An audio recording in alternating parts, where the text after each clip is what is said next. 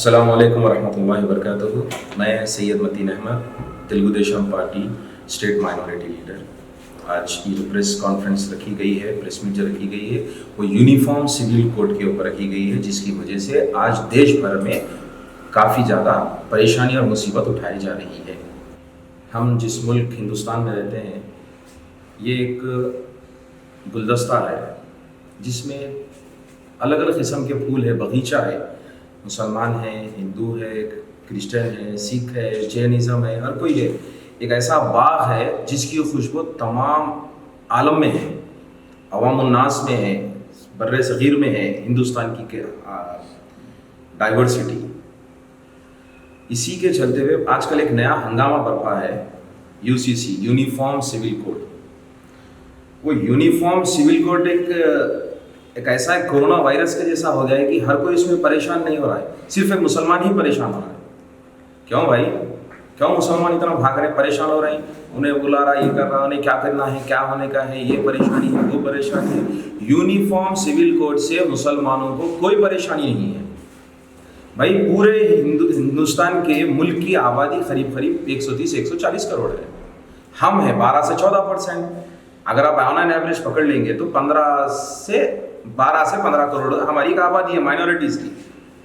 12 से 15 करोड़ की माइनॉरिटी को जो है ना ज़्यादा नुकसान होगा, तो बची भी 120-125 करोड़ को ज़्यादा नुकसान है। और वैसे भी यूनिफॉर्म सिविल कोड को जो नरेंद्र मोदी ने ऑस्ट्रेलिया में जाके राग खींच कर जो बात की है ना कि ऐसा करेंगे वैसा करेंगे, यूनिफॉर्म सिविल कोड तुम लाओगे क्या, तुमको नहीं मालूम है? तुमको यूनिफॉर्म सिविल कोड का सही तरीके से अगर मतलब पूछा जाए तो तुमको नहीं मालूम है नरेंद्र मोदी। तुम बैठे हुए हो, सिर्फ तुमको ये करना है ये करना है बोलने पर। जरा सोचो कि यूनिफॉर्म सिविल कोड का नुकसान सबसे ज्यादा अगर किसी को होगा तो नॉन मुस्लिम को होगा, जिसमें मेरे SC ST BC ये सारे भाई आते हैं। और सबसे ज्यादा नुकसान तो शेड्यूल ट्राइब को है, आदिवासियों को है। और अब एकता, एक समानता, एक जैसी यूनिफॉर्मिटी अगर आपको फॉर्म करना है, uniformity should be justified in every manner. क्या आप दलितों को मंदिर में आने की इजाजत दोगे? नहीं दोगे। अगर आप इस तरह खाली अगर दलित ये आवाज उठा दे कि भाई यूनिफॉर्मिटी के हिसाब से एक जैसे के हिसाब से, क्योंकि कॉमन सिविल कोड में और यूनिफॉर्म सिविल कोड में बहुत डिफरेंस है। एक जैसा और जो है ना एक जैसा और एक सा में बहुत फर्क है। There is a difference between uniformity and common. तो when you are speaking about uniform civil code, आपसे मैं ओपनली ये पूछना चाह रहा हूं, there are multiple issues.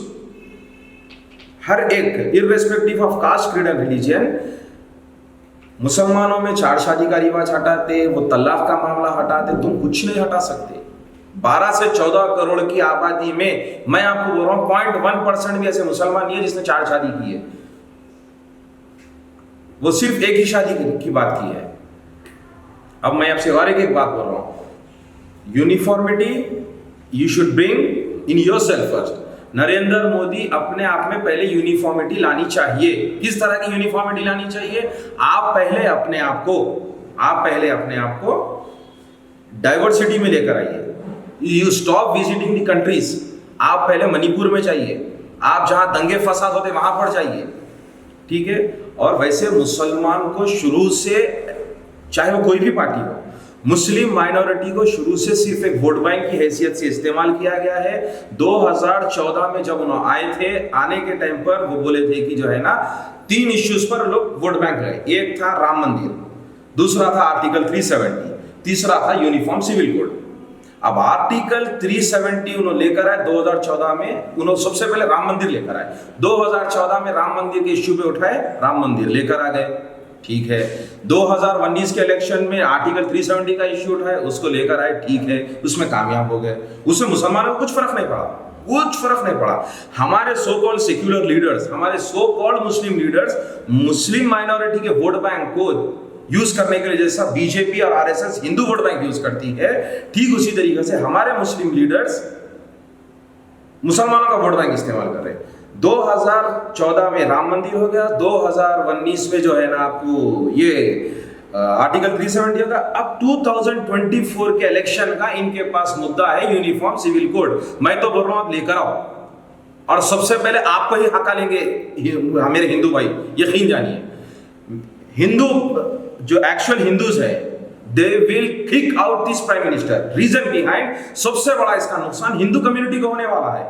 They have got multiple changes which has to be done. बहुत से चेंजेस है हिंदू माइनॉरिटी में करने के, जो हर उनके बस की बात नहीं है मोदी के। ये सिर्फ एक डाल के छोड़ रहे हैं कि कौन कौन अब यूसीसी के अगेंस्ट आवाज उठाएंगे। जो जो यूसीसी के अगेंस्ट आवाज उठाएंगे ना, उन लोग आवाम को बोलेंगे कि देखिए he is against the Hindu मुस्लिम।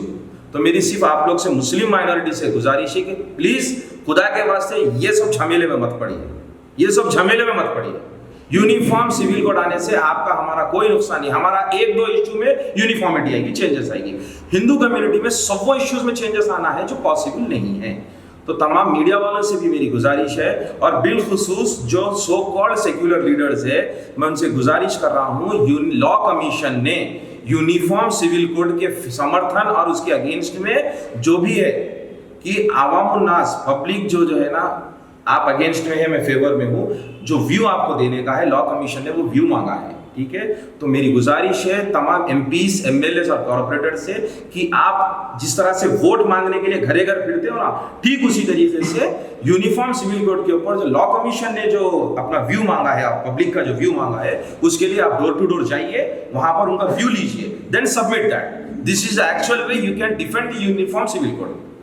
बस मैं इसी बात पे खत्म करता हूं कि मीडिया वालों से भी गुजारिश है, आप लोग भी अपने तरफ से एक ऐसी प्रेस मीट मीडिया वाले रखिए कि भाई आप लोग भी इसके समर्थन में हैं या अगेंस्ट में।